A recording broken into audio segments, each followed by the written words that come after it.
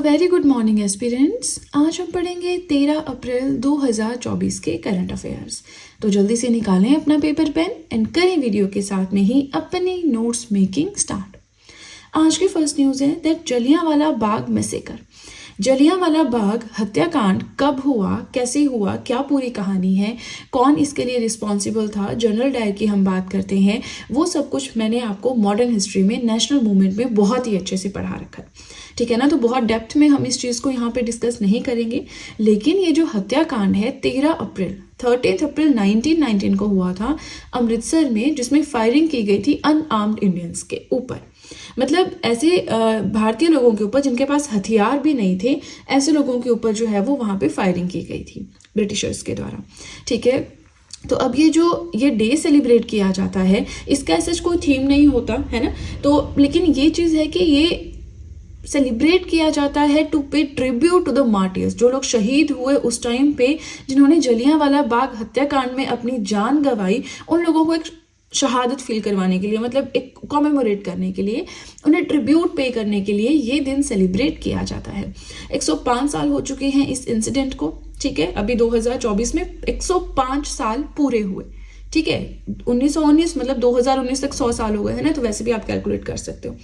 चलिए आगे चलें। अगर हम सेकेंड न्यूज़ देखें तो एक कमेटी बनाई गई है। ठीक है। एक कमेटी बनाई गई है। कमेटी का काम क्या है? Delhi forest protection. दिल्ली देखिए पॉपुलेशन तो चलो छोड़ो, पर पॉल्यूशन की अगर हम बात करें, है ना, पॉल्यूशन की बात करें तो आप सब जानते ही हैं, कभी ना कभी किसी ने दिल्ली विजिट किया होगा। मैं अपना खुद का एक्सपीरियंस बोलूँ तो मैं बस स्टैंड तक ही गई थी थोड़ा सा किसी भी रीज़न से, तो मतलब सच में बहुत गंदगी है। अगर आप किसी ऐसी सिटी से बिलोंग या ऐसी जगह से बिलोंग करते हो जहाँ पे सफाई बहुत ज़्यादा है, स्पेशली जो हिमाचल चंडीगढ़ के लोग हैं, उनके लिए दिल्ली तो मतलब अलग ही एक एलियन सिटी हो जाती है ना। तो मतलब पॉल्यूशन बहुत है और गंदगी हर चीज़ बहुत है ना। ट्रैफिक बहुत है, कोई ट्रैफिक रूल्स को फॉलो नहीं करता, वैसे ही चल रहे होते हैं।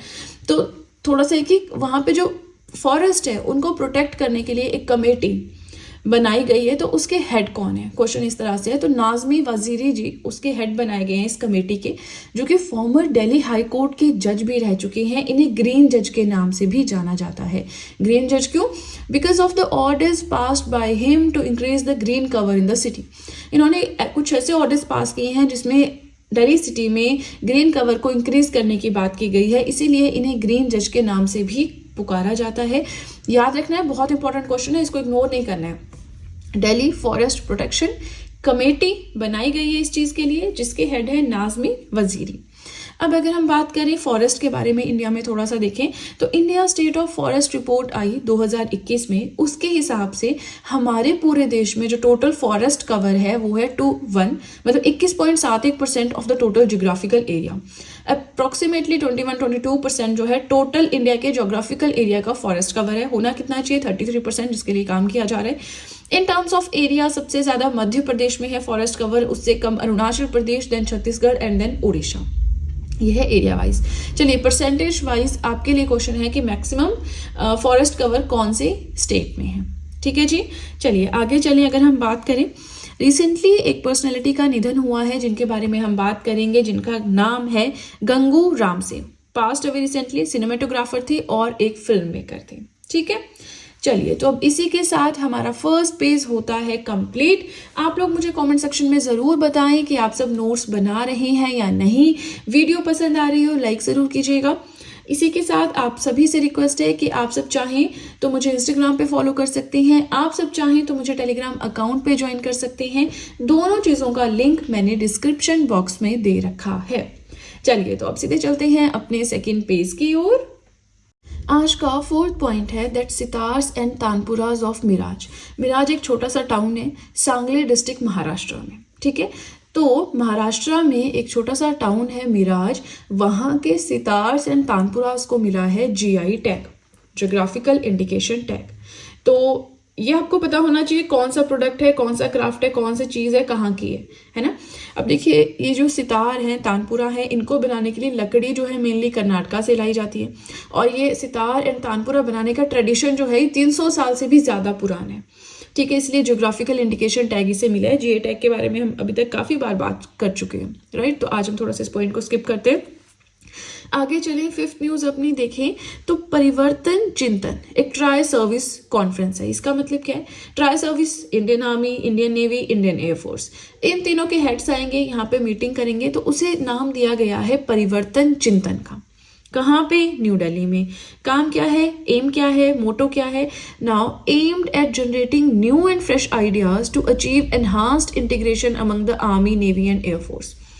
Indian army, Indian navy, Indian air force, इन तीनों के बीच में इंटीग्रेशन इंक्रीज करना, एक कोऑर्डिनेशन बनानी है तीनों के बीच में, है ना। तो उसके लिए न्यू आइडियाज, वो सब के लिए इन तीनों के हेड जो है यहाँ पे एक मीटिंग करेंगे, जिसे परिवर्तन चिंतन का नाम दिया गया है। Very important. Now this is first ever conference of the heads of all tri services institutions. इन तीनों के हेड्स की पहली बार इस तरह से कोई फॉर्मल मीटिंग हो रही है, ठीक है। चेयरमैनशिप कौन संभालेंगे? CDS, chief of defence staff, कौन है? जनरल अनिल चौहान। अब इसी के साथ हम बात कर लेते हैं कि हमने आर्मी, नेवी, एयरफोर्स की बात की, तो इनके चीफ कौन है तीनों के, है ना। आर्मी के कौन है, नेवी के कौन है? चीफ ऑफ आर्मी स्टाफ है general Manoj Pande. Naval staff के हैं admiral R Hari Kumar. Air force के हैं air chief marshal Vivek Ram Chaudhary. ठीक है जी, चलिए आगे चलते हैं। अपना हम 6 पॉइंट देखें तो न्यू एक अपॉइंटमेंट हुई है जो हम थोड़ा सा यहाँ पे देखेंगे। स्लोवेकिया एक यूरोपियन कंट्री है जिसके न्यू प्रेसिडेंट बने हैं, मतलब प्रेसिडेंशियल इलेक्शंस जीते हैं। किसने? पीटर पेलेग्रिनी ने। ठीक है।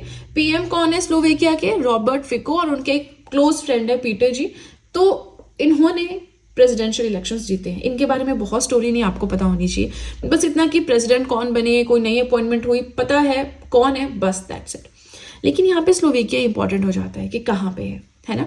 तो ये एक लैंड लॉक्ड कंट्री है। लैंड लॉक्ड का मतलब है कि स्लोवेकिया की जो बाउंड्री है ना, कहीं से भी ओशन के साथ नहीं लगती है, ठीक है, समुद्र के साथ नहीं लगती है। इसकी जो बाउंड्री है हर जगह से वो लैंड से घिरी हुई है, मतलब इसकी चारों तरफ से बाउंड्री में चारों साइड कोई ना कोई कंट्री फॉल करती है ना। जैसे इंडिया है, पेनिसुलर पार्ट है, हमारा बे ऑफ बंगाल आ जाता है जी, हम अरेबियन सी पढ़ लेते हैं, इंडियन ओशन पढ़ लेते हैं, तो हमारी कोस्टल बाउंड्री भी है ना, वैसे यहाँ पे बात करें। नाउ प्रेसिडेंट हमने देख लिया कौन बनी है। स्लोवेकिया एक लैंड लॉक्ड कंट्री है सेंट्रल यूरोप में, और इसकी कैपिटल क्या है? ब्रेटिस्लावा। ठीक है जी, चलिए अब इसी के साथ हमारा सेकंड पेज भी होता है कंप्लीट। वीडियो पसंद आए तो लाइक ज़रूर कीजिएगा। इसी के साथ आप सबको बताना चाहूँगी कि आप सब चाहें तो जीएस हैंड रिटन नोट्स भी परचेज कर सकते हैं, जिसमें history, polity, geography, economics, current affairs, art and culture, इन सभी सब्जेक्ट्स के नोट्स आपको मिल जाएंगे। नोट्स परचेज करने का लिंक मैंने डिस्क्रिप्शन बॉक्स में दे रखा है।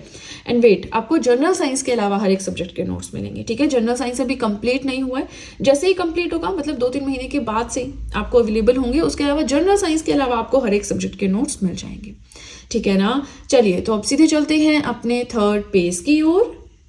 आज का 7th पॉइंट है योगा महोत्सव। ये ऑर्गेनाइज किया गया पुणे महाराष्ट्र में। पुणे में कहाँ पे? वादिया कॉलेज स्पोर्ट्स है वहाँ पे। तो इतना डेप्थ में कोई नहीं पूछता, Pune Maharashtra it's enough I believe, ठीक है। तो योगा महोत्सव ऑर्गेनाइज किया गया रिसेंटली। क्यों? In celebration of the 75 days count down to the international day of yoga. जो इंटरनेशनल डे ऑफ योगा है, ठीक है, उसको सेलिब्रेट करने के सिर्फ 75 दिन बचे हैं, तो वो काउंट डाउन के लिए इसको सेलिब्रेट किया जा रहा है। जॉइंटली ऑर्गेनाइज किया गया है Morarji Desai national institute of yoga and national institute of naturopathy के द्वारा, ठीक है जी। चलिए 8th पॉइंट अगर हम देखें तो विप्रो के न्यू CEO कौन बने हैं? श्रीनी पलाय बने हैं, है ना। प्रोनाउंसिएशन देख लीजिएगा, बाकी आपने बस याद रखना है। विप्रो IT कंपनी है ना, पता है सबको, ठीक है। 9th पॉइंट हमारा आता है H5N1 बर्ड फ्लू।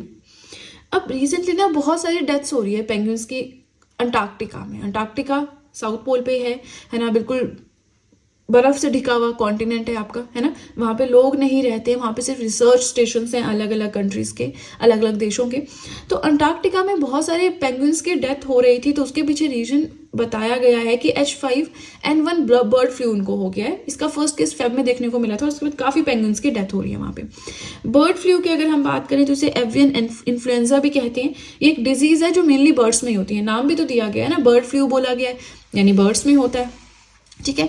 अब देखिए यहाँ पे थोड़ा सा हटके हम बात कर लेते हैं।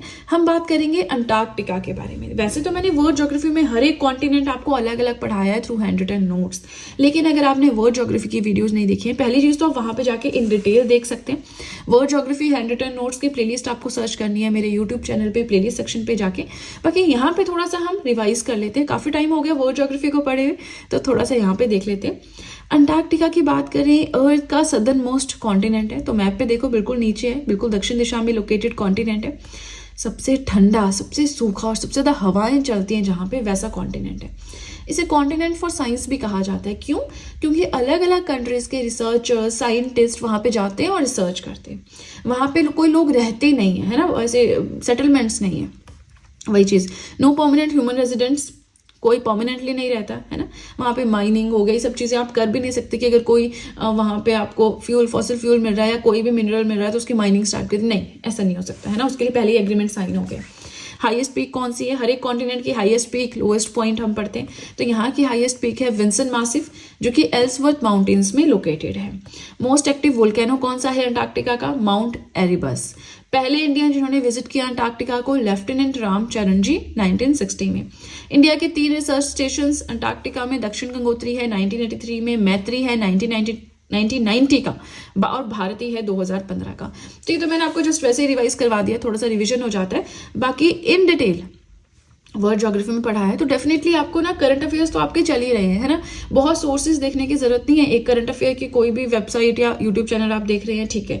उसके अलावा 6 मंथ्स मैगजीन आती है ना, तो 6 महीने में एक बार मैगजीन ले ली, थोड़ा सा वहां से देख लिया, कोई पॉइंट छूट गया है तो वहाँ पे टिक मार्क कर लिया, या 4-5 पेजेस के हार्डली नोट्स बनेंगे वो बना लिए, है ना, जो भी पॉइंट स्किप अप हो गए हैं।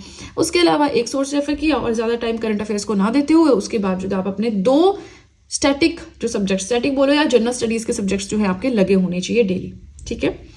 चलिए, तो अब इसी के साथ हमारे आज के करंट अफेयर्स हुए कंप्लीट।